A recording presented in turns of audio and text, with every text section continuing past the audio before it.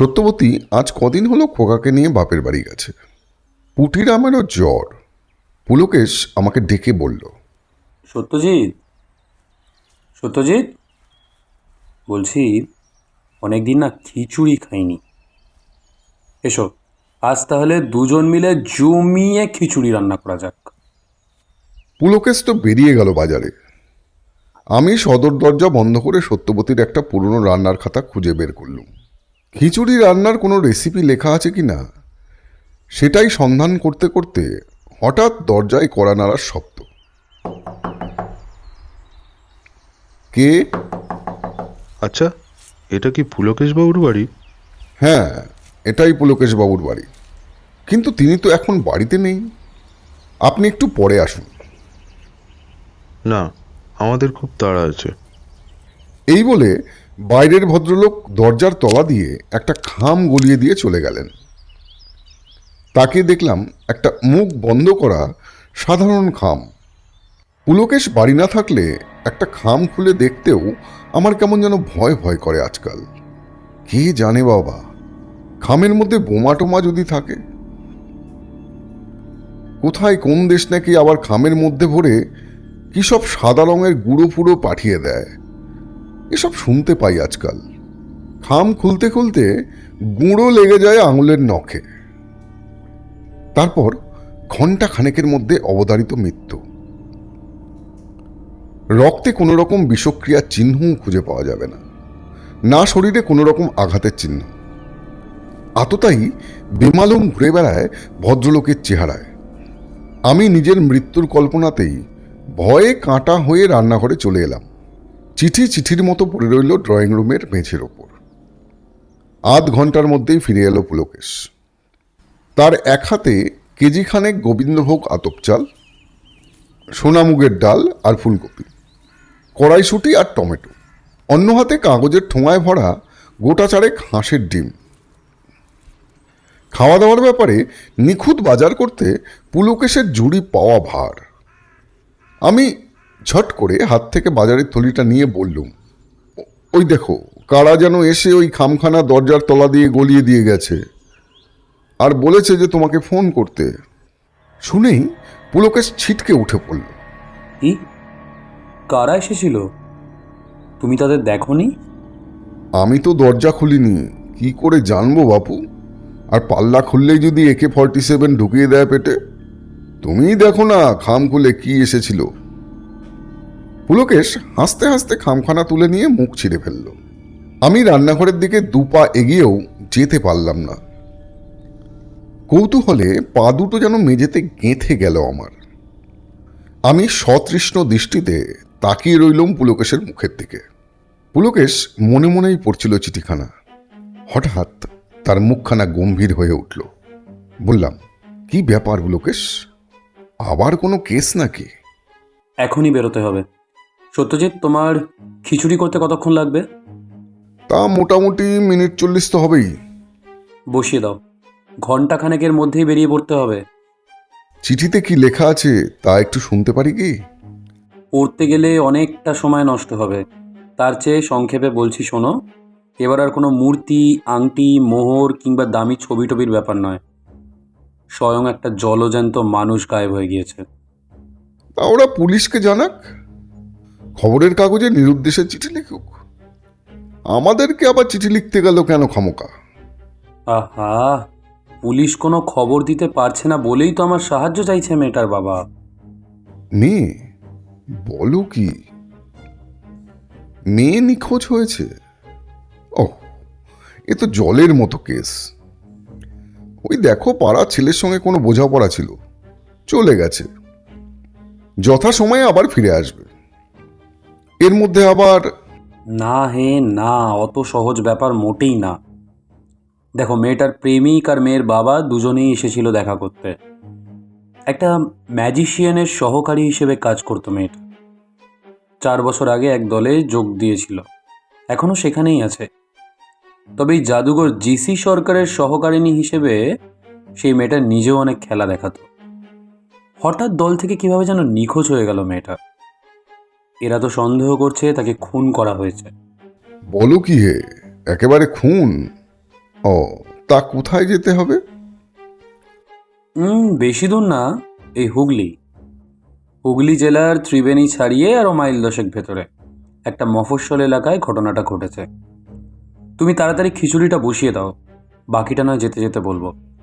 আমি ততক্ষণ ফোনটা সেরে নিই।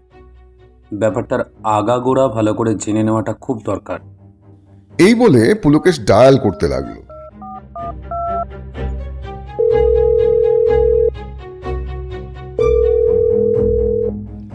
আমি রান্নাঘরে যেতে যেতে শুনতে পেলুম পুলকেশ বলছে, হ্যালো, পুলকেশ বক্সি স্পিকিং।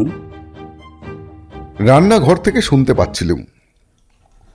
প্রায় আধ ঘন্টা ধরে কথা বলে চলল পুলকেশ। আমি সেই ফাঁকে অবসরে আনাড়ি হাতে খিচুড়ি আর বেগুন ভাজা ভেজে নিলাম। সঙ্গে পাঁপড় ভাজা বানিয়ে ফেলে বেরোবার জন্য তৈরি হয়ে নিলাম। সকাল সকাল রান্না খাওয়া মিটিয়ে পুটিরামকে ওষুধপত্র খাইয়ে এবং ওর পাশে এক বাটি দুধ সাগু রেখে আমরা বেরিয়ে পড়লাম দুগ্গা দুগ্গা বলে। রাস্তায় যেতে যেতে পুলকেশ বলতে লাগলো, ঘটনাটা আসলে কি ঘটেছে সংক্ষেপে বলছি শোনো। আলেয়া, মানে এই মেয়েটা যে নিরুদ্দেশ হয়ে গেছে, সেই ম্যাজিশিয়ান জেসি সরকারের সঙ্গে খেলা দেখাতে যেত এখানে ওখানে। মাঝে মাঝে দূরের কোনো শহর বা শহরতলিতেও যেতে হতো। যখন শো থাকতো না তখন বাড়িতেই থাকতো মেয়েটা, পড়াশুনো করতো, ঘরের কাজকর্মও করতো। যতটুকু শুনলাম স্থানীয় স্কুলে ক্লাস 10-এ পড়ছিল মেয়েটা। হ্যাঁ, তারপর? এভাবেই চলছিল বেশ। শো পিছু 1000-1200 টাকা পেত আলেয়া। বুঝতেই পারছো, সাধারণ মধ্যবিত্তের সংসার, ওর ওই টাকায় অনেকটাই সাশ্রয় হতো। তাই আর বাপ মা বিশেষ আপত্তি করেনি। এদিকে আলেয়াও তো বড় হচ্ছিল, সামনের বছর বোর্ড পরীক্ষা। তাই একদিন ওর বাবা অতুলবাবু জিসি সরকারকে বললেন, আলিয়াকে আর পাঠাবো না, ওর জায়গায় অন্য কোনো মেয়েকে তালিম দিয়ে নিন। জিসি সরকার মানে হচ্ছে গগনচন্দ্র সরকার, ওই এলাকারই মানুষ। বয়স আন্দাজ 30-35। ছোট থেকে ম্যাজিক দেখিয়ে দেখি তার ততদিনে বেশ নামডাক হয়েছে। সে বলল, আলেয়া আমার নিজের হাতে গড়া, ও নিজেও অনেকগুলো খেলা দেখায়, ওকে এখনই হুট করে ছাড়তে পারবো না। ওর জায়গায় কাউকে তৈরি করে নিই, তারপর নয় ওকে ছেড়ে দেওয়া যাবে। কাজেই আর দল ছাড়তে পারল না আলেয়া। তবে জিসি সরকার তার পারিশ্রমিক বাড়িয়ে দিল শো পিছু, এবং শো পিছু কিন্তু ইদানিং 2000 টাকা করে। শো না থাকলে স্কুলে যেত আর বাকি সময়টা বাড়িতে বসে পড়াশুনো করত। এদিকে ওই ম্যাজিক দলেরই একটি ছেলে মনোজ, ওই যে এসেছিল অতুল দাসের সঙ্গে, সে আবার আলেয়ার প্রেমে পড়ে গেল।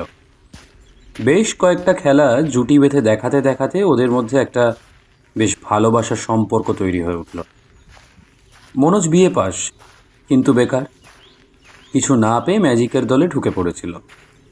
ওরা মানে মনোজ আর আলেয়া আর কি মনে মনে ঠিক করে রেখেছিল বছর কয়েকের মধ্যে কিছু টাকা পয়সা জমিয়ে নিয়ে নিজেরাই আলাদা দল খুলে বসবে। এর মধ্যে হঠাৎ করেই একদিন মানুষ উধাও করার একটা খেলা দেখাতে গিয়ে আলেয়া কিন্তু সত্যি সত্যি নিজেই উধাও হয়ে গেল একেবারে। সমস্ত ইতিহাস শুনতে শুনতে আমি একেবারে অন্যমনস্ক হয়ে গিয়েছিলাম। পুলকেশ ডেকে বলল, কি হে সত্যজিৎ, সত্যজিৎ, তোমার কি মনে হয় কোথায় যেতে পারে বলো তো মেয়েটা? আমি বেশ একটু সময় নিয়ে ভেবেচিন্তে বললাম, দেখো, হতে পারে দুটো। এক, মেয়েটা অন্য কারো খপ্পরে পড়েছে, অথবা অথবা মেয়েটাকে খুন করা হয়েছে। খুনের মোটিভ কি? ওইটুকু একটা মেয়েকে খুন করে কার কি লাভ হতে পারে বলো তো? ধরো কোনো ত্রিকোণ প্রেমের গল্প লুকিয়ে আছে এর ভিতরে। হাওড়া থেকে বেলা 10:30টার সময় আমরা হাওড়া কাটোয়া লোকাল ধরল। May I have your attention, please? 1, 2, 0. গল্পে গল্পে সময় ছুটতে লাগলো হাওয়ার মতো। ত্রিবেণীর পরের স্টেশনই হচ্ছে কুন্তিঘাট। ঘণ্টাখানেকের মধ্যেই আমরা পৌঁছে গেলাম। জিনিসপত্র নিয়ে নেমে পড়তেই দেখি নাম লেখা একটা প্লাকার্ড হাতে এক ভদ্রলোক দাঁড়িয়ে আছেন। উনি অতুল দাস। উনি এগিয়ে এসে পুলকেশকে নমস্কার করে বললেন, আসুন স্যার, আসুন। আমি অতুল দাস, আপনার বাড়িতে চিঠি রেখে এসেছিলাম। চলুন স্যার, রিক্সায় যেতে যেতে কথা হবে। স্টেশনের বাইরে এসে দুটো রিক্সা নিলাম আমরা। অতুলচন্দ্র দাস কুন্তিঘাটের কেশরাম রেয়ন ফ্যাক্টরির একজন সাধারণ শ্রমিক। অতুলচন্দ্রের ডেকে আনা রিক্সায় চেপে বসলাম আমরা। আমি আর পুলকেশ একটায়, আর অতুল দাস আর একটায়। গঙ্গার ধার ধরে ধরে চলতে লাগলো আমাদের রিক্সা। আমাদের রিক্সার পাশে পাশে চলছে অতুল দাসের রিক্সা। চলতে চলতে কিছুক্ষণ পর সামনে পড়ল একটা পুরনো ঝোলা কাঠের ব্রিজ। ব্রিজের তলা দিয়ে বয়ে চলেছে বেগবতী কুন্তি নদী। তার এক পারে রামনগর আর অপর পারে নয়াসরাই। নয়াসরাই মানে হচ্ছে নতুন বাজার।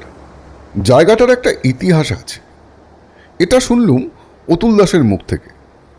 1757 খ্রিস্টাব্দে পলাশির যুদ্ধের ঠিক আগে সিরাজদৌল্লা যখন কলকাতার কাশিমবাজার কুঠি আক্রমণ ও দখল করে নেন, তখন এই কাঠের ব্রিজের পাশেই আর একটা ব্রিজ, যেটার কয়েকটা থাম শুধু ইতিহাসের সাক্ষী হয়ে দাঁড়িয়ে আছে, এর ওপর দিয়ে ছুটে গিয়েছিল সিরাজদৌল্লার সেনাবাহিনী। আমাদের রিক্সাও ধীরে ধীরে পার হয়ে এলো পুরনো নড়বড়ে কাঠের ব্রিজটা। এর পারেই নয়াসরাই। এই গ্রামেই থাকেন অতুল দাস। এনার একমাত্র মেয়ে আলেয়া ম্যাজিশিয়ান জিসি দাসের দলে খেলা দেখাতে দেখাতে হঠাৎ করেই নিখোঁজ হয়ে যায়। পুলিশ আজও তাকে খুঁজে চলেছে।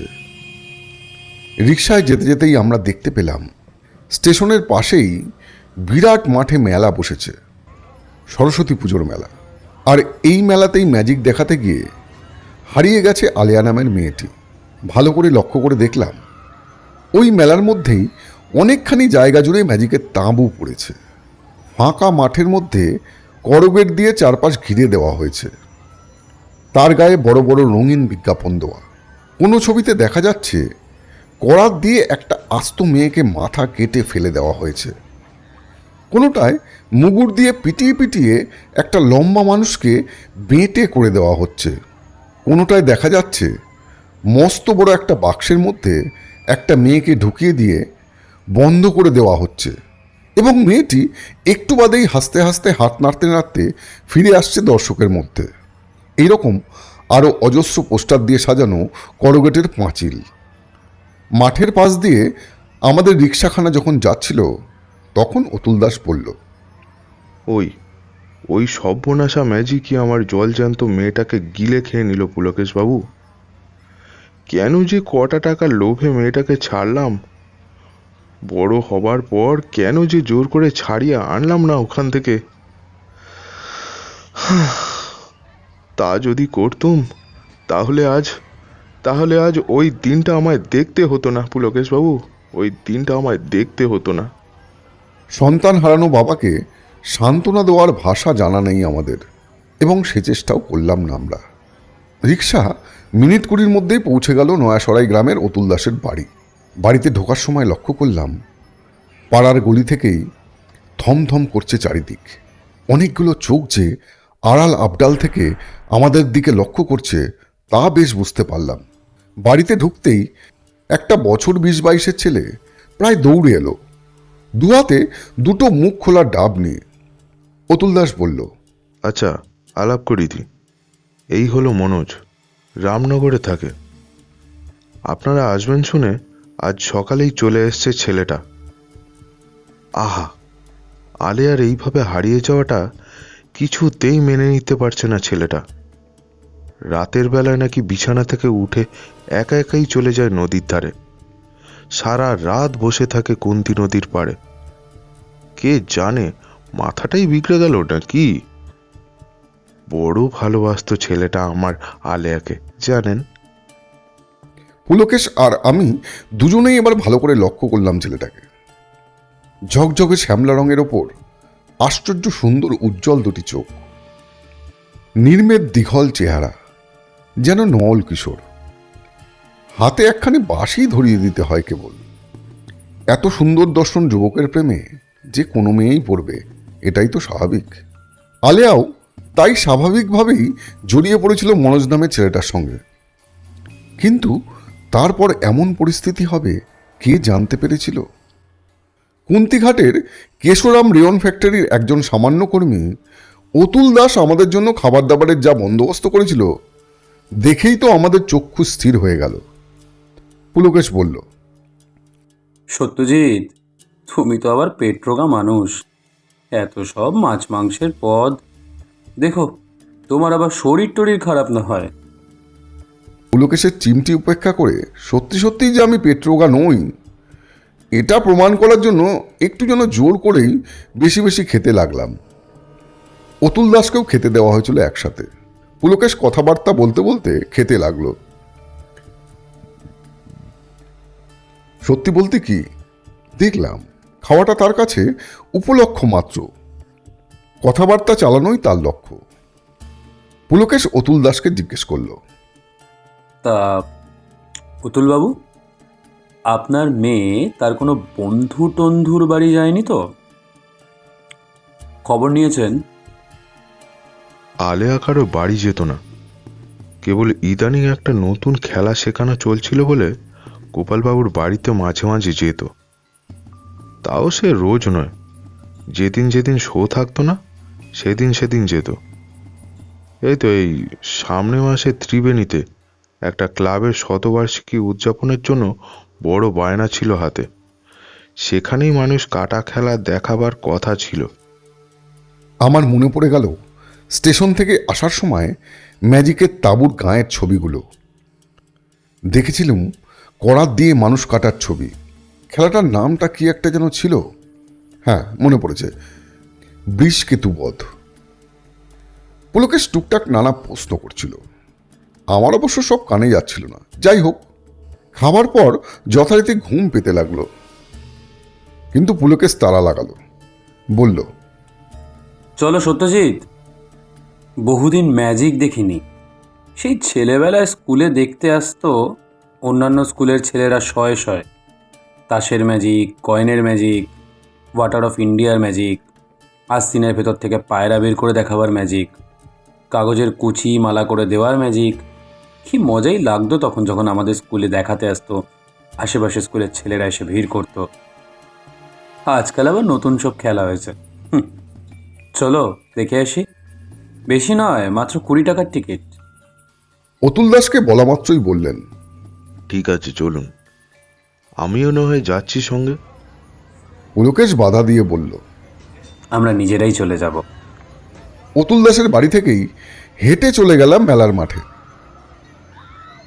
আমরা যখন টিকিট কেটে মাঝামাঝি একটা সিটে বসে পড়লুম, ততক্ষণে খেলা দেখানো শুরু হয়ে গেছে। ভিড় খুবই কম। একটা বড় রকম দুর্ঘটনা ঘটে যাওয়ার ফলে আদালত থেকে ম্যাজিক পার্টিকে কোথাও যাওয়া আসা বন্ধ করে দেওয়া হয়েছে। তাই নিতান্তই বসে না থেকে খেলা দেখানো চলছে।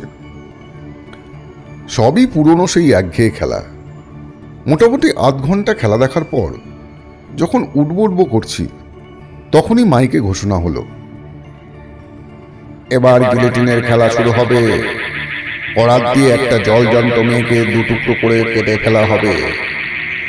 যাদের হাড় দুর্বল তারা দয়া করে এই খেলাটি দেখবেন না। ঘোষণার সঙ্গে সঙ্গে জোর করতালির শব্দ। এটা বোঝা গেল যে দর্শকদের মধ্যে হার্ট সবারই যথেষ্ট ভালো আছে। পুলকেশ আমাকে কেন জানি না একটু ধাক্কা দিয়ে বেশ জোরে জোরে বলল, সত্যজিৎ, এই সত্যজিৎ, আমার আমার হার্ট কিন্তু আবার মোটেই ভালো নয়, দেখো। আমি কিছু বলার আগেই ঝমঝম করে বাজনা বাজিয়ে খেলা দেখানো শুরু হয়ে গেল। এবার মঞ্চের মধ্যে দেখা গেল জাদুকর জিসি সরকারকে। বেশ লম্বা, জরির জ্যাকেট গায়ে, একজোড়া মোটা সোটা গোঁফ, মোটামুটি সুপুরুষ বলা যেতে পারে। বয়স আন্দাজ 35 থেকে 40-এর মধ্যে। গলার স্বর বেশ ভারী, পুরুষালী। কথা বলা ভঙ্গিও খুব চিত্তাকর্ষক। মঞ্চের মাঝখানে চাকা লাগানো একটা যন্ত্র চালিয়ে নিয়ে আসা হলো দেখলাম। যন্ত্রটার নাম গিলেটিন।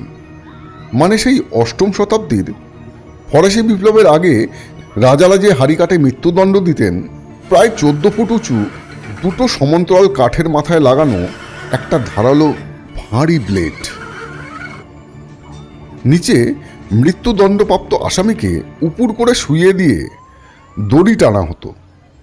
মোম লাগানো মসৃণ দড়ি নিমেষে ব্লেড সহ নেমে আসতো আসামির ঘাড়ে এবং মুহূর্তে ধর মুন্ড আলাদা হয়ে যেত। ম্যাজিশিয়ান জিসি সরকার হাত পা নেড়ে পরিষ্কার বাংলায় বর্ণনা করে যাচ্ছিলেন সেই গিলেটিনের ইতিহাস।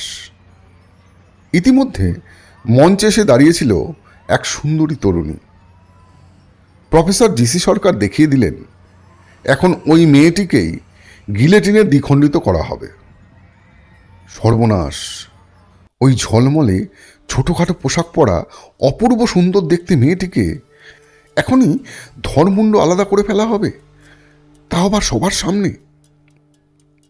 ভাবতেই আমার কেমন যেন শরীরে ঝিমঝিম করে উঠল।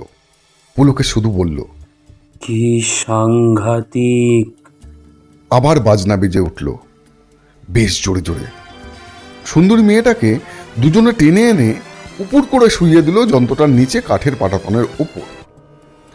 তারপর পুলিতে পড়ল টান। হরহর শব্দে তীব্র বেগে নেমে আসতে লাগলো ধারালো চকচকে ব্লেড। একটা কালো পর্দা নেমে এলো।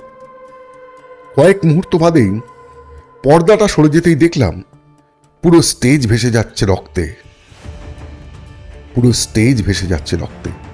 আর সেই রক্ত নদীর মধ্যে এক পাশে পড়ে আছে একটা কাটা মুন্ড, আর তার অন্য পাশে পড়ে আছে একটা মুন্ডহীন ধর। শব্দ করতে করতে আমার পাশের চেয়ারেই জ্ঞান হারিয়ে পড়ে গেল স্বয়ং পুলকেশ বক্সী।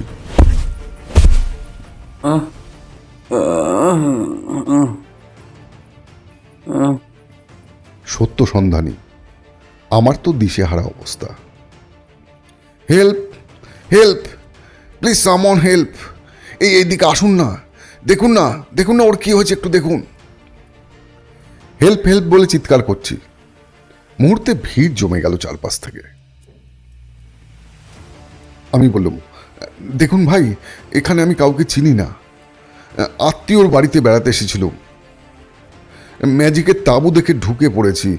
এখন দেখুন এই বিপদ, কি যে করব, কোথায় যাব কিছুই বুঝতে পারছি না। চেঁচামেচি শুনে ছুটে এলেন স্বয়ং জিসি সরকার, মানে সেই ম্যাজিশিয়ান। এই পাড়াগায়ে পুলকেশকে চেনার কথা নয়, নাম শুনলেও শুনে থাকতে পারে। যেমন নাম শুনে যোগাযোগ করেছিল অতুল দাস। প্রফেসর জিসি সরকার তার লোকজনদের নিয়ে ডেকে পুলকেশকে ধরাধরি করে নিয়ে গিয়ে তুলল ওর নিজস্ব তাঁবুতে। আমিও সঙ্গে সঙ্গে চললুম। তাড়াতাড়ি মুখে চোখে জলের ঝাপটা দিতে দিতে আর বাতাস করতে করতে জ্ঞান ফিরে এলো পুলকেশের। তার চোখ মেলে চাইতে আমার যেন ধরে প্রাণ ফিরে পেলাম। ম্যাজিশিয়ান সরকারকে বললাম, সরকারবাবু, ওনার তো জ্ঞান ফিরেছে, এবার একটা রিক্সা টিক্সা ডেকে দিন।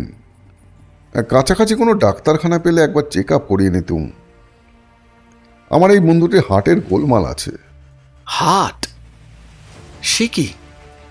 প্রফেসর জিসি সরকার আমতা আমতা করে বলতে লাগলেন, না না, ওসব কিছু করতে হবে না। একেই পুলিশের নজরে আছি। এই কদিন আগে একটা অ্যাক্সিডেন্ট ঘটে গেছে, তাই নিয়ে রোজ থানায় হাজিরা দিতে হচ্ছে। তার উপর আবার... পুলকেশ থেমে থেমে কেসে বলল,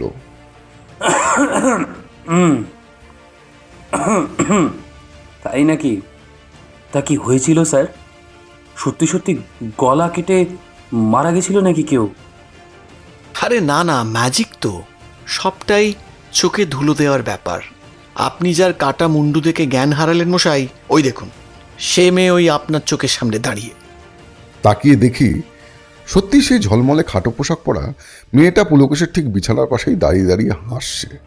পুলকেশ বোকার মতো বলল, তাহলে তাহলে কাটা মুন্ডুটা কার? আর ওই কবন্ধ ধরখানা? প্রফেসর জিসি সরকার হাসতে হাসতে বললেন, সব তো বলা যাবে না ভাই, এটা আমার বিজনেস সিক্রেট। তা সে যাই হোক, আপনি এখন একটু বিশ্রাম নিয়ে তারপর বাড়ি যাবেন। কোথায় তাদের বাড়ি এসেছেন? কি নাম আপনার? পুলকেশ অম্লান বদনে বলল, আমার নাম পটল কুমার অধিকারী। এসেছিলাম আমার এই বন্ধুর জন্য মেয়ে দেখতে। ওই তো ওনাদের বাড়ি কি যেন দুচ্ছাই ভদ্রলোকের নামটাই মনে করতে পারছি না। প্রফেসরের খেলা তখনও শেষ হয়নি। স্টেজ সামলাচ্ছে জুনিয়র আর্টিস্টরা। তার তাড়া ছিল সত্যি। তিনি বললেন, আপনারা এখানে বসুন, আমি খেলা শেষ করে এসে কথাবার্তা বলবো। আর যদি তারা থাকে তো চলে যাবেন, আসবেন পরে কখনো। নমস্কার। প্রফেসর জিসি সরকার দ্রুত পায়ে স্টেজে চলে গেলেন খেলা দেখাতে। আশেপাশে আর কেউ নেই। পুলকেশ বলল, কি হে সত্যজিৎ, তোমার ফেরার কোনো তাড়া নেই তো? এক যাত্রায় আবার ভিন্ন ফল হবে কি করে ভাই? এসেছি যখন একসাথে, যাবও একসঙ্গে। তুমি ততক্ষণ বিশ্রাম নাও, তারপর ডিসি সরকারের সঙ্গে না হয় কথা বলা যাবে। আমি সত্যজিৎ সেন, শখের গোয়েন্দার লেখক। পাঠক মহলে দু একটি বই যে জনপ্রিয়তা পায়নি তা নয়, তবে এই পাড়া গায়ে আমাকে কেউ চিনবে এমন আশা ভুলেও করিনি।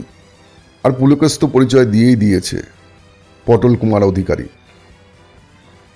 আমি যদি সত্যজিৎ নামটা লুকিয়ে না রেখে কিছু বলি, তাতে কিছু 19-20 হবে না। আসল কথা হলো কেসের তদন্ত নিয়ে আসা। সেই কেসেরই তো এখনো কোনো কুল কিনারা করতে পারলাম না। এর মধ্যে পুলকেশ আবার চিৎপটাং হয়ে পড়ল। কি জানি এবার ব্যাপারটা যে শেষমেশ কোথায় গিয়ে দাঁড়াবে কিছুই বুঝতে পারছি না। এ তো আর কলকাতা নয় যে দারোগা রাখাল দত্ত এসে মাভই বলে পাশে দাঁড়াবে আর কাঁধে কাঁধ লাগিয়ে ফোর্স দিয়ে সাহায্য করবে। এ হলো মফস্বল এলাকা। যা করার নিজেদেরই করতে হবে এবং যত দ্রুত সম্ভব করতে হবে। পুলকেশ একটু কেসে বলল, সত্যজিৎ, একটু খেয়াল রাখো তো, কেউ আসছে দেখলেই কাশবে। আমি ততক্ষণ একটু ভেতরটা দেখে নিই। তুমি উঠছ যে? এইমাত্র জ্ঞান ফিরেছে আর তুমি আবার? পুলকেশ হাত দিয়ে একটা তাচ্ছিলের ভঙ্গি করে বলল, আরে রাখো তো, যা তাঁবুর দরজায় দাঁড়াও গে।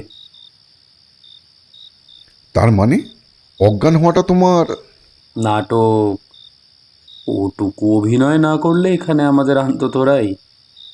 নাও, যা বললাম করো, সময় কিন্তু খুব কম।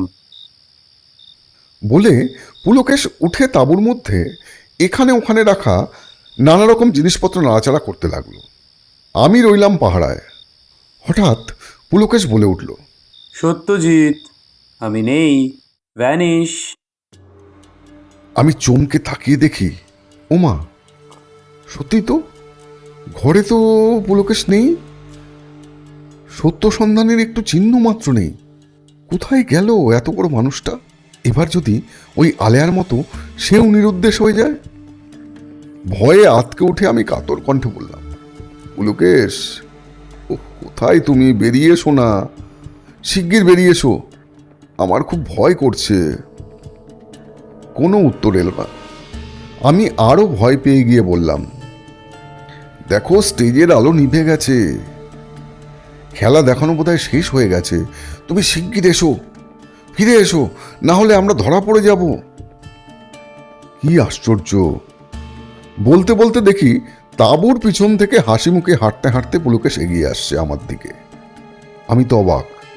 বললাম, কি আশ্চর্য, কি করে ওদিকে গেলে হে? এই তো ছিলে তাঁবুর মধ্যে। ম্যাজিশিয়ানের হাওয়া গায়ে লেগে গেল বুঝি? আর তুমিও কি ম্যাজিশিয়ান হয়ে গেলে নাকি? পুলকেশ হাসতে হাসতে তাঁবুর ভিতরে ঢুকে লক্ষ্মী ছেলের মতো ওর আগেকার জায়গা সেই চওড়া বেঞ্চটার উপরে শটান হয়ে চোখ বুজে শুয়ে পড়ল। ভাবখানা এমন যেন কিচ্ছুটি জানে না। স্টেজে খেলা দেখানো শেষ করে জিসি সরকার তাঁবুতে ফিরে এলেন। তার সঙ্গে 3 জন সহকারী আর একটি স্মার্ট সুন্দর দেখতে ছেলে। ওই ছেলেটিকেই তখন টিকিট কাউন্টারে বসে টিকিট বিক্রি করতে দেখেছি। জিসি সরকার পুলকেশকে দেখে মনে হলো বেশ খুশিই হয়েছেন। তিনি বললেন, আরে আপনি আছেন এখনো? খুব ভালো, খুব ভালো। কেমন লাগছে এখন? শরীরটা ঠিক হয়েছে? হ্যাঁ, এখন মোটামুটি ঠিকঠাক লাগছে। চলো হ্যাঁ সত্যজিৎ, এবার ফেরা যাক। অনেক রাত হয়ে গেল। অনেক ধন্যবাদ ভাই আপনাকে। আরে না না না না, ধন্যবাদ তো আপনাকে দিতে হয়। ভালোই ভালোই মিটে গেল সব। একেই তো একটা সাংঘাতিক কেস ঝুলছে মাথায়। কেস? কিসের কেস ঝুলছে স্যার? আগেও বোধহয় একবার বলেছেন কথাটা। কি ব্যাপার বলুন তো? ডিসি সরকার সেই সুদর্শন ছেলেটিকে দেখিয়ে বলল, এই যে স্যার, আমার ছেলে ভিকি, ওই টিকিট কাউন্টারে বসে। ভিকি, তুই একটু কথা বল ওনাদের সঙ্গে, আমি ততক্ষণ ক্যাশটা মিলিয়ে আসি। পুলকেশের হাতটা খপ করে ধরে পালস দেখতে দেখতে বেশ বিজ্ঞের মতো ছেলেটি বলল, দেখি হাতটা। ফাইন, একদম নর্মাল পালস। আর একদিন এসে আমাদের খেলা দেখে যাবেন স্যার, একদম ফ্রিতে। সামনের সারিতে বসিয়ে দেবো। খালি চলে যাচ্ছি ভাই। কি যেন কেস ঝুলছে বলছিলেন তোমার বাবা? কি ব্যাপার বলো তো ভাই?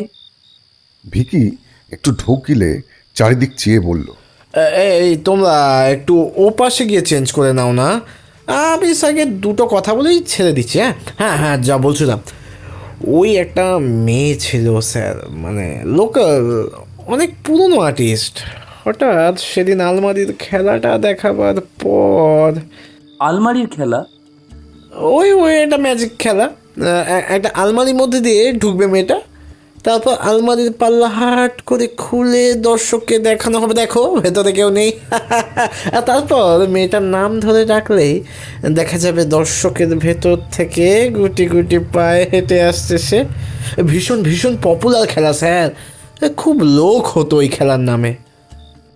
তারপর ভিকি বলতে লাগলো, হঠাৎ সেদিন কি যে হলো জানি না দাদা, মেয়েটা তো ফিরে এলো না। কত ডাকাডাকি খোঁজাখুঁজি হলো, কিন্তু আলেয়া যেন হাওয়ায় মিশে গেল। আলেয়া? মেয়েটার নাম বুঝি? হ্যাঁ, আলেয়া। গরিবের মেয়ে দেখে বাবা ডেকে কাজ দিয়েছিল, খুব যত্ন করে হাতে ধরে শিখিয়েছিল নানা রকম খেলা। বেশ উঠছিল মেয়েটা। ওই বলে না, সুখে থাকতে ভূতে কি লয়। মানে ভূতটা আবার কে? দলেরই একটা ছেলের সঙ্গে খুব মেলামেশা করছিল কিছুদিন ধরে। সেই হয়তো কোথাও সরিয়ে টরিয়ে দিয়েছে, কিংবা হয়তো আরও ভীষণ কিছু উল্টো পাল্টা কিছু করে ফেলেছিল হয়তো। ঢাকা চাপা দেওয়ার জন্য মার্ডার টাডার করেও দেওয়া কি আর আশ্চর্য কিছু? পাড়াগা জায়গা তো, বুঝতেই পাচ্ছেন। কি সর্বনাশ! বলেন কি? ওরে বাবা, আমার আবার শরীরটা যেন কেমন করছে। তো পুলিশ এই ছেলেটাকে ধরছে না কেন? ধরে ধরে আচ্ছা করে 2-5 গা দিলেই তো সব বলে দিত। আরে পুলিশে তো ধরে নিয়ে গিয়েছিল, ওর বাপ জামিনে ছাড়িয়ে এনেছে। এখন হাজিরা দিতে যেতে হয় রোজ। দেখা যাক কি হয়। বলে না, পুলিশের ছিল 18 ঘা। পুলকেশ আমাকে নিয়ে তাঁবু থেকে বেরোতে বেরোতে বলল, চলি ভাই, কালই ফিরতে হবে, না হলে আর একদিন আসতাম। তবে ভাই ওই সব ভয় দেখানো খেলা টেলাগুলো এবার বাদ দিও। সত্যি সত্যি যদি হার্ট ফেল করতাম, বউ ছেলে অনাথ তো একেবারে। আমি মনে মনে হাসি চাপতে চাপতে পুলকেশের পিছু পিছু বেরিয়ে এলুম তাঁবু থেকে। পুলকেশ বলল, এখন চলো, পরে রাতের দিকে একবার নদীর দিকটায় আসতে হবে। একটা টর্চ কিনে নি চলো, কে জানে সাপ খুব থাকতে পারে নদীর চড়ায়। আমি আর পুলকেশ রেল লাইনের পাশের মেলার মাঠ থেকে হাঁটতে হাঁটতে নয়াসরাই গ্রামের দিকে ফিরছিলাম। রাস্তার ধারে ষাঁড় ষাঁড় দোকান দাঁড়িয়ে আছে। আমরা দুজনে খোঁজ নিতে ঢুকলাম টর্চ লাইট পাওয়া যায় কিনা। 2-1টা দোকান ঘোরার পর একটা দোকান থেকে পাওয়া গেল একটা ছোট্ট পেন্সিল টর্চ। দুনুমুনু করতে করতে শেষ পর্যন্ত সেটা কিনে দোকান থেকে বেরোতে যাচ্ছি, এমন সময় জোর ধাক্কা। আমার সঙ্গে একটা লোকের ধাক্কা লেগে হাতের সদ্য কেনা টর্চটা ছিটকে পড়ল একটু দূরে। পুলকেশ বলে উঠল, এ কি আপনি? আমি দেখলাম সেই ম্যাজিক ম্যানের ছেলে ভিকি হি হি করে দাঁত বের করে হাসছে এবং সে বলল, আপনারা বাড়ি যাননি, নদীর দিকে যাবেন বুঝি, তাই টর্চ কিনছেন? ওদিকে কিন্তু সাপের আবার মারাত্মক উপদ্রব, আর সব বিষাক্ত সাপ। একবার ছুলেই আর দেখতে হবে না। তাই নাকি? তা আমরা নদীর দিকে যাবো টাবো না। যাদের বাড়ি এসেছি তাদের বাথরুমটা আসলে বাড়ির বাইরে, রাতে যদি উঠতে হয় তাই আর কি, বুঝলেন না? তা তা আপনি এদিকে কোথায়? আপনারা বিদেশি মানুষ, তার উপর অসুস্থ, ভাবলাম না যাই বাড়ি পর্যন্ত ওদের একটু পৌঁছে দিয়ে আসি। আপনারা ওই নয়া সরাই যাবেন তো? চলুন, আমিও যাচ্ছি সঙ্গে। আরে না না, আপনাকে অত কষ্ট করতে হবে না, আমরা একটা রিক্সা নিয়ে চলে যাচ্ছি। এই রিক্সা, রিক্সা, রিক্সা, এদিকে এদিকে এদিকে এসো তো। ডাকাডাকি করতেই একটা লোক এগিয়ে এলো রিক্সা নিয়ে।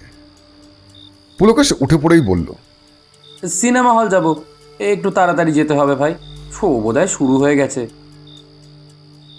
রিক্সাওয়ালা সাঁই সাঁই করে রিক্সা চালাতে লাগলো এবং সে বকেই চলেছে। আরও কী সব বকবক করছিল লোকটা। আমি পুলকেশের কানে কানে বললুম, বলছি ভিকিকে এড়াতেই তো তুমি রিক্সায় চাপলে না? এখন এই 3 ঘন্টা পাড়াগাঁয়ের সিনেমা হলে বসে ছাড় পোকার কামড় খেতে হবে, তাই না? পাগল নাকি? ভয় নেই। এখানকার কাছে পিঠে কোনো সিনেমা হল নেই, যেতে হবে সেই ত্রিবেণী। সেখানে আছে অশোকা হল, তা প্রায় 3-4 কিলোমিটার তো হবেই। মিনিট 10 মধ্যেই পৌঁছে গেলাম। রিক্সাওয়ালার ভাড়া মিটিয়ে টিকিটের লাইনে দাঁড়িয়ে পড়ল পুলকেশ। আমি মনে মনে কপালকে গালমন্দ করতে করতে, ঠেলাঠেলি গুতুগুতি করতে করতে একটু একটু করে এগোতে লাগলাম এবং ধীরে ধীরে কাউন্টারের কাছাকাছিও পৌঁছে গেলাম। নগদ 100 টাকা খরচ করে 2টো টিকিট কেটে বেরিয়ে এলাম লাইন থেকে। পুলকেশের ওপর ভীষণ রাগ হচ্ছিল, কিন্তু কিচ্ছু বললাম না। পুলকেশ বুঝতে পেরে হাসতে লাগলো। আরে ধীরে বন্ধু, ধীরে। মনে মনে সলভ করেই ফেলেছি প্রায়, আশা করছি আজ রাত্রির মধ্যেই জাল গুটিয়ে তুলতে পারবো। কাল সব ঠিকঠাক থাকলে কলকাতায় ফিরছি। ঠিক আছে, একটু সময় না হয় কৌতূহল দমন করেই রাখবো, কিন্তু দেখো ভাই, প্রায় 9:30 বেজে গেছে। রিকশায় আসার সময় লক্ষ্য করিনি থানাটা সিনেমা হলের পাশেই। পুলকেশ আর আমি থানায় ঢুকতেই একজন কনস্টেবল এগিয়ে এলো। দারোগা বাবুর সঙ্গে জরুরি দরকার, বলুন। পুলকেশ বক্সি এসেছে। লোকটা পুলকেশের নাম বিড়বিড় করতে করতে চলে গেল। বেশি অপেক্ষা করতে হলো না। নাম মাহাত্মে মিনিট খানেকের মধ্যেই দারোগাবাবু দর্শন দিলেন। বছর 40-এর মতন বয়স, মাথায় টাক, ভুঁড়ি, চর্বি, মশলা ইত্যাদি দারোগা সুলভ সব রকম অলংকারই দেখলাম ওই ব্যক্তির মধ্যে রয়েছে। পুলকেশ তাকে দেখে করমর্দন করার জন্য হাত বাড়িয়ে দিল। নমস্কার, আমি পুলকেশ বক্সি, সত্য সন্ধানী। আমি নিত্যানন্দ পাল। মাস 5 হলো এই থানায় এসেছি। বসুন বসুন। আপনার খুব নাম টাম শুনেছি, তা হঠাৎ এখানে কলকাতা থেকে এত দূরে এই অজপাড়া গায়ে? বলুন কি করতে পারি আপনার জন্য? সব রকম সাহায্য পাবেন স্যার। জানেন না আমি আপনার একজন কত বড় ভক্ত।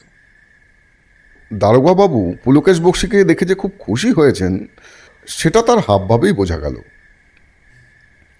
দারোগাবাবুর পিছন পিছনই চলে এলো চা, সঙ্গে দামি বিস্কুট। পুলকেশ বিস্কুট সহ চায়ে চুমুক দিয়ে বলল, আচ্ছা নিত্যানন্দবাবু, আপনাদের এখানে একটি মেয়েকে আজ সপ্তাহখানেক হলো খুঁজে পাওয়া যাচ্ছে না। ওই কেসটার ব্যাপারে আপনারা কি করছেন? ও, ওই ম্যাজিক কোম্পানি কেসটা? না, ওটা সেরকম কিছু এগোয়নি। মনে তো হচ্ছে মেয়েটা তার কোনো বয়ফ্রেন্ডকে নিয়ে বাইরে কোথাও পালিয়ে টালিয়ে গেছে। মানে এটাই আমার অনুমান আর কি। দেখুন, অনুমান করে হাত পা গুটিয়ে বসে থাকার জন্য সরকার পুলিশ ডিপার্টমেন্টকে কারি কারি টাকা মাইনে দেয় না। দারোগা থতমত খেয়ে বলল, না না না না না না, বসে নেই স্যার, বসে নেই আমরা। ইনভেস্টিগেশন চলছে তো। কোথায় চলছে? নদীতে কি জাল দিয়েছেন? নদীতে? নদীতে জাল দিয়ে কি হবে?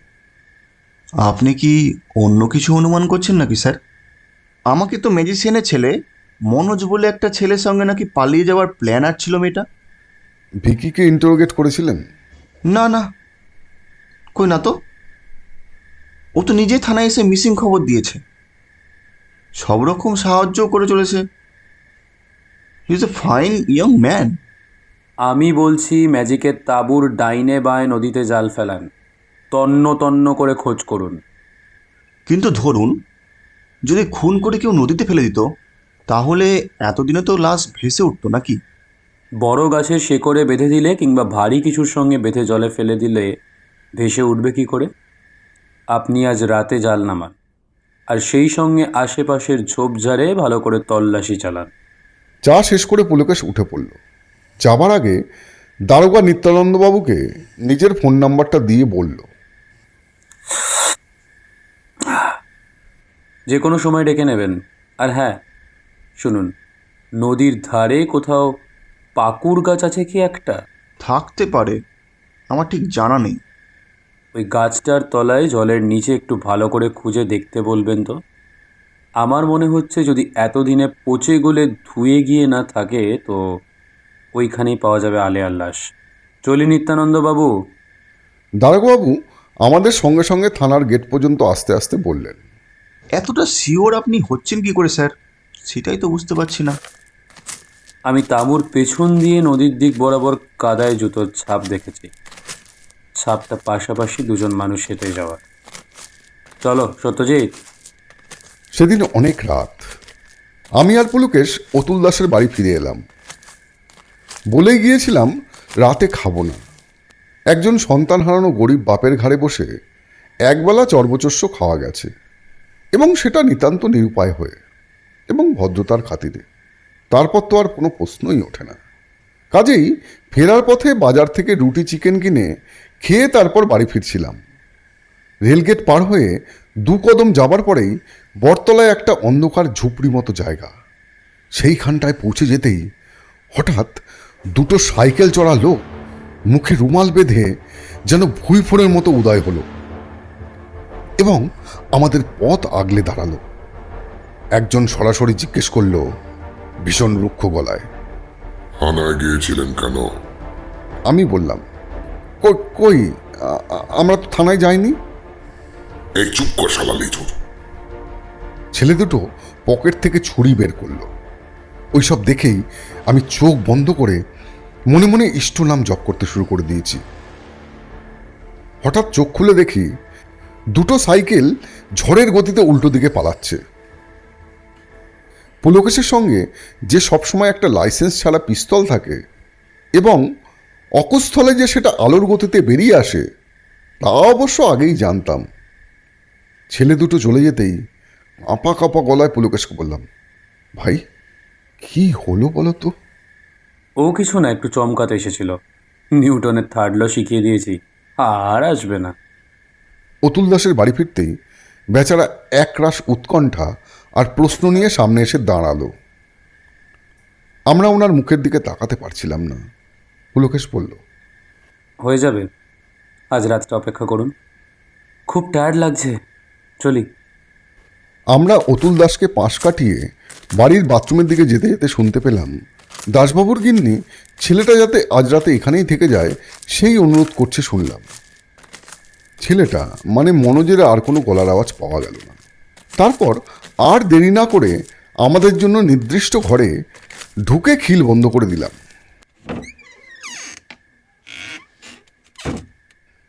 সে রাতে আর বলবার মতো তেমন কিছু ঘটল না, কিন্তু খুব ভোরবেলা ঘুম ভেঙে গেল।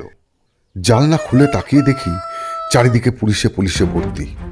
সারা বাড়িটা ঘিরে ফেলেছে পুলিশ। আমাদের দরজায় ধাক্কা দিয়ে চলেছে অতুল দাসের আশ্রিত মনোজ।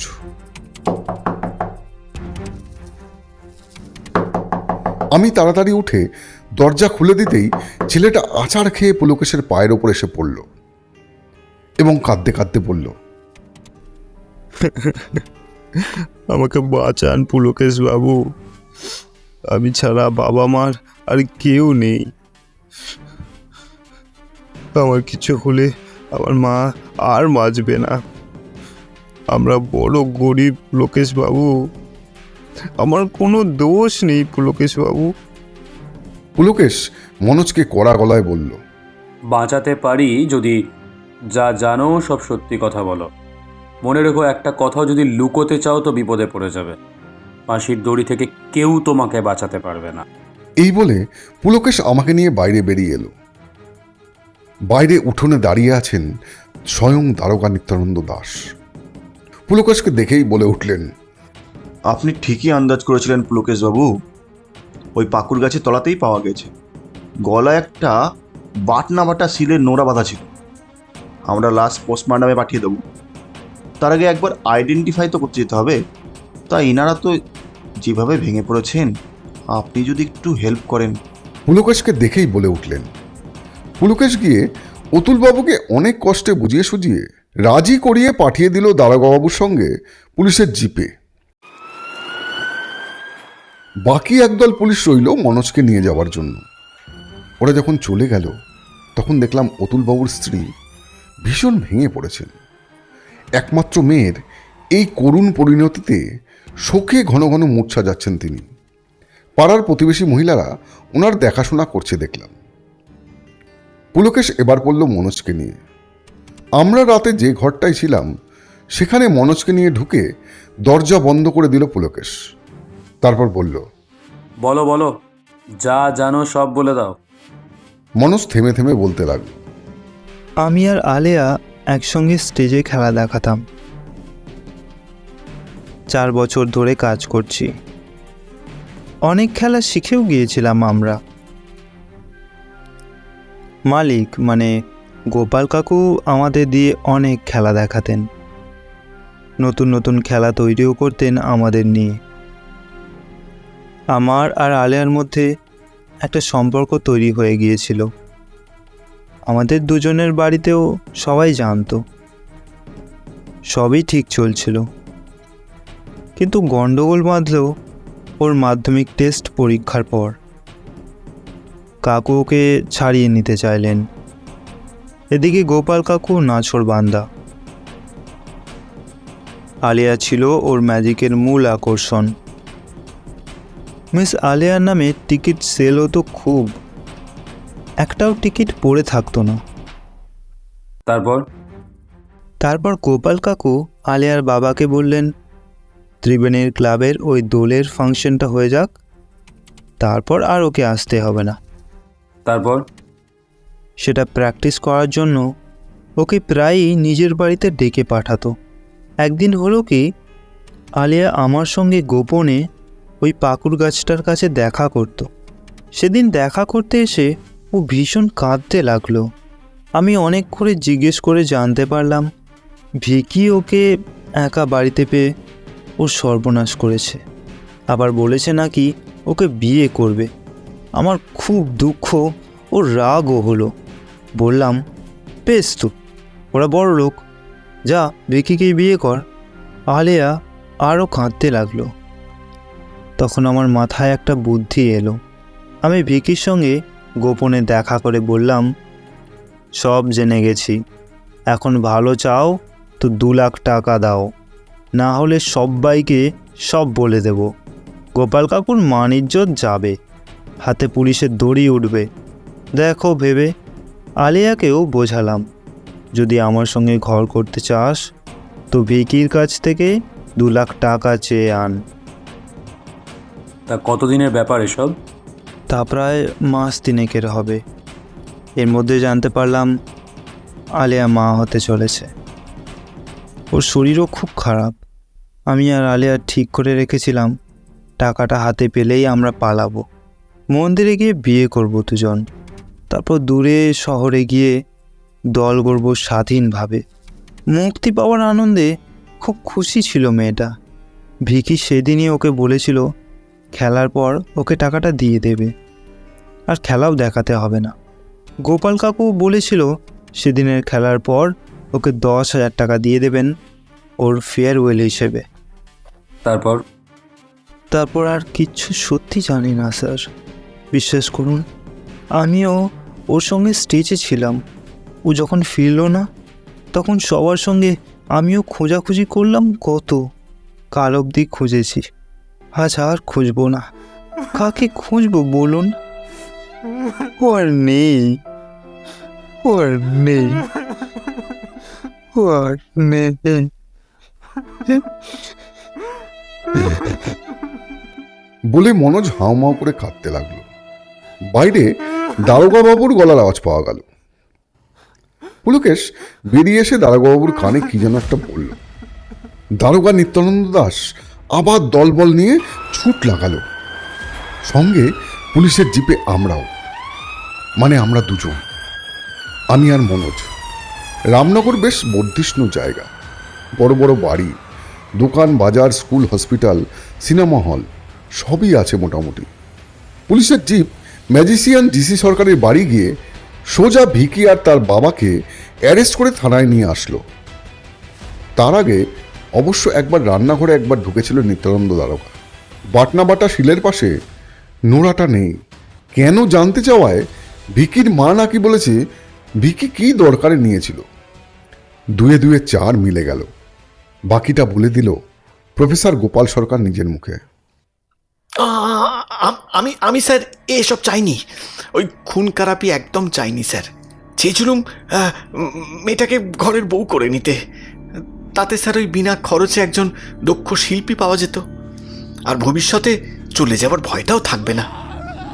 কত কষ্ট করে স্যার একজন আর্টিস্ট তৈরি করতে হয়, তারপর যদি তারা চলে যায়। তাই তার সর্বনাশ করে বিয়েতে বাধ্য করতে চেয়েছিলেন? না না স্যার, না না, আমি আমি আমি এসব চাইনি, আমি এসব একবারও চাইনি স্যার। ওই ভিকিটা বাড়াবাড়ি করে ফেললো। মিথ্যে কথা বলে এখন সব দোষ আমার ঘাড়ে চাপাচ্ছে বাবা। তুমি ফাঁকা বাড়িতে তাহলে আলিয়াকে ডাকলে কেন? হ্যাঁ, কেন আমাকে বললে মনোজকে হাঁটাতেই হবে রাস্তা থেকে যেভাবেই হোক? আমি তাই। বল শালা শুয়োর কা বাচ্চা, তুই তাই কি করলি মেয়েটাকে নিয়ে? স্যার বলছি স্যার বলছি সেদিন শোয়ের পর 2 লাখ টাকা দেবো বলে আমি ওকে ডেকে নিয়ে যাই নদীর ধারে। আসলে ও যে টাকাটা নিয়েই মনোজের সঙ্গে পালাবে সেটা আমি জেনে ফেলেছিলাম স্যার। তাছাড়া অতগুলো টাকা কেনই বা খরচা করবো ওর জন্য? তাই ওর মুখ বন্ধ করতে নদীর ধারে নিয়ে গিয়ে গলা টিপে। এবার বোঝা গেল কাদার উপর দুজনের পায়ের দাগ কার ছিল।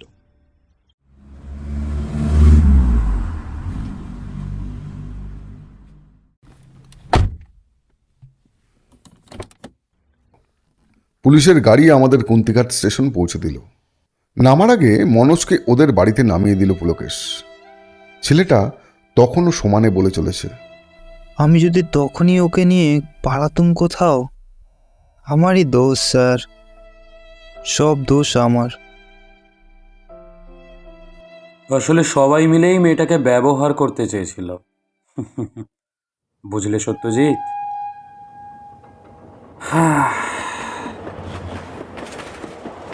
কথাটা বলেই একটা দীর্ঘশ্বাস ফেলে জানলার বাইরে তাকিয়ে রইল পুলকেশ।